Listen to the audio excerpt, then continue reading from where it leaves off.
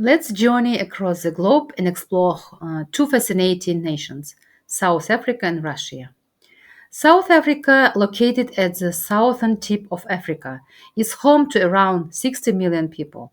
Its geography is a stunning tapestry of savannas, towering mountains, and beautiful coastlines. The climate ranges from mild to semi arid. Major urban centers like Johannesburg and Cape Town bustle with high urban populations, contributing to its middle income economy. However, the nation grapples with significant income inequality. In contrast, Russia, the world's largest country, spans across Eastern Europe and Northern Asia, with a population of approximately 144 million.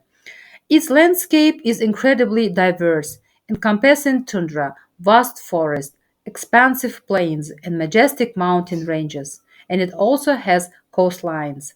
The climate varies dramatically from the Arctic to the north to temperate conditions in the south and west. Russia's economy is classified as upper middle income. A mixed economy, though it experiences regional disparities, particularly between its urban and rural areas. Its major cities, including Moscow and St. Petersburg, are highly urbanized and vital centers of economic activity. While both countries have established tiered educational systems, their approaches and challenges reveal unique priorities. South Africa's system encompassing early childhood development, general and further education and training, and higher education grapples with the legacy of historical inequalities. Policies emphasize equity through initiatives like the Schools Act, the CAPS curriculum, and the National Development Plan. Key challenges include unequal access to quality education, teacher training disparities, infrastructural gaps, and the impact of socioeconomic factors on development. In contrast, Russia's system, spanning preschool, general education, vocational training, and higher education, demonstrates a strong emphasis on STEM fields. Its policies are centralized, guided by the federal law on education and the National Project Education, which prioritizes digitalization and talent development. Russia faces challenges such as regional disparities, the need to adapt to global trends, demographic shifts, ensuring vocational relevance, and navigating bureaucratic standardization. Opportunities are being pursued through a strong push for digitalization, the expansion of online learning platforms, talent development programs, and the focus on teacher professional development. Innovations include the digital education environment, online resources, specialized schools for gifted children, and national Olympiads. In both South Africa and Russia, education holds a critical role in shaping society, but their focus reflects different historical and cultural paths. In South Africa, education is seen as a fundamental human right and a powerful tool for addressing inequality and driving national progress. It's deeply connected to the country's journey after apartheid. In contrast, Russia regards education as a high societal value with strong ties to its legacy of academic excellence and state driven development. When it comes to educator training, South Africa applies a dual approach, combining traditional teachers, colleges with university programs to expand access. Meanwhile, Russia employs a multifaceted system focusing on rigorous training, subject mastery, and professional standardize. When it comes to technology in education, South Africa and Russia face different realities and respond with unique strategies. In South Africa, the current landscape shows uneven access, especially between urban and rural areas. Still, innovation is alive through mobile learning initiatives and locally developed software. However, infrastructure limitations and the need for teacher training in digital literacy remain major challenges. Russia, on the other hand, is pushing forward with strong government initiatives like the Digital Educational Environment Project. The country is exploring advanced tools such as learning management systems, artificial intelligence, and even virtual and augmented reality. But alongside this progress, Russia also faces issues with teacher readiness and growing concerns around cybersecurity and data privacy. In South Africa, physical security focuses on addressing school violence and improving infrastructure safety.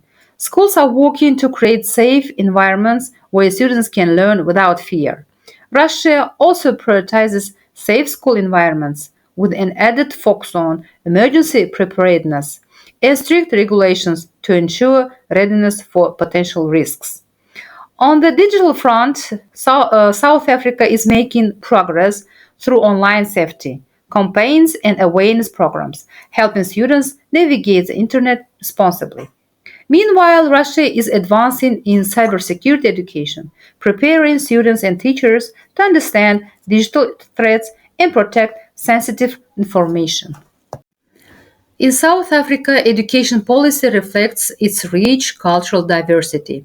With 11 official languages, it supports multilingual education, a mother tongue instruction, and English Afrikaans for broad access. The curriculum promotes exclusivity, integrating indigenous knowledge, and addressing historical imbalances. Religious freedom is respected with both religious and secular study options. Post apartheid education fosters reconciliation, empathy, and tolerance. Traditional values and the arts transcend cultural identity and expression. Policy development involves public input, diverse representation, and efforts to remove cultural barriers. The system aims to balance national unity with respect for cultural pluralism. In the Russian Federation, culture plays a central role in shaping education policy. Emphasis is placed on national identity, patriotism, and civic duty, with a curriculum that reflects Russian history and achievements. Russian is the primary language of instruction, while minority languages are supported regionally. Education also promotes orthodox moral values, respect for other religions, and social responsibility. Art, literature, and music are core to foster national pride and cultural literacy. Historical narratives and traditional values, like respect for elders, influence both content and pedagogy. The state actively shapes cultural institutions, and while there is a strong central framework, regional adaptations ensure cultural inclusion. Policymakers aim to balance global trends with the preservation of national heritage, keeping education both relevant and rooted in Russian identity. For improving the country's educational landscape and innovations, I would like to provide my three insightful recommendations to each country. Africa is a continent rich in cultural, ethnic, and linguistic diversity. This diversity, while a source of strength, often comes with challenges in collaboration and shared vision. Promoting unity among African nations means creating educational policies that celebrate cultural differences while fostering a common identity and mutual understanding. A united educational framework can lead to stronger regional cooperation, cross border research, and student exchange programs. Pan African initiatives, such as harmonized curricula and collaborative teacher training, can ensure that learners from all backgrounds feel included, while also preparing them to be active contributors to the continent's collective growth. Early childhood is the most critical phase of human development. Prioritizing early childhood development across Africa is essential for cognitive, emotional, and social growth. With strong early development programs, Africa can build a resilient generation, equipped with the foundation for lifelong learning and positive citizenship. They talk a lot, they talk beautifully, but in reality, little action is taken. Education is a fundamental human right and a powerful driver for economic and social progress. Making education free and accessible to all is crucial for breaking cycles of poverty and inequality in Africa. Free education must go beyond tuition. It should include learning materials, uniforms, meals, and access to technology. Governments, not governmental organizations, and international partners must collaborate to fund and implement sustainable models for universal education. With free education, every child can dream, learn, and build a brighter future. Russia's highly centralized education system often limits the responsiveness of schools to local cultural, linguistic, and economic needs, especially in its vast and diverse regions. Decentralizing the education system would allow for more regional autonomy in curriculum design, language instruction, and teaching methods. Local authorities could better tailor education to reflect regional identities, indigenous languages, and specific developmental challenges. This would encourage innovation, community participation, and greater alignment between educational content and the lived realities of students across the Federation. Access to early childhood education in Russia is frequently hindered by bureaucratic hurdles, long waiting lists, and uneven resource distribution, especially in urban centers. Simplifying the admission process for kindergartens would ensure more equitable access to foundational education. Making kindergartens access more transparent and efficient would support working parents and promote early development at a national scale.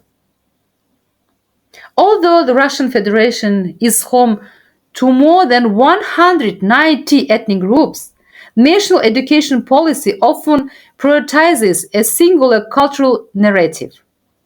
Supporting multiculturalism in schools can enrich learning environments and foster a sense of belonging among minority students.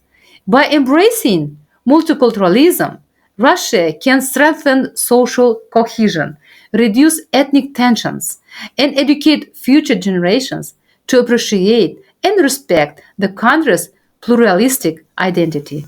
Thank you very much for your attention.